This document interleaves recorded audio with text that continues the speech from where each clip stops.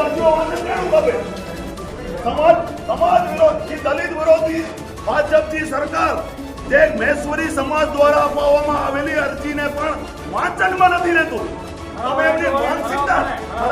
તમે એમની માનસિકતા દાખવી શકો છો કે આ પ્રમુખની કેવી માનસિકતા છે કે ભાઈ ખાલી સુવર્ણવાદી માનસિકતા ધરાવે છે કે ખાલી સુવર્ણોના કામ થવા જોઈએ, દલિતોના લઘુમતીઓના કામ ન થવા જોઈએ.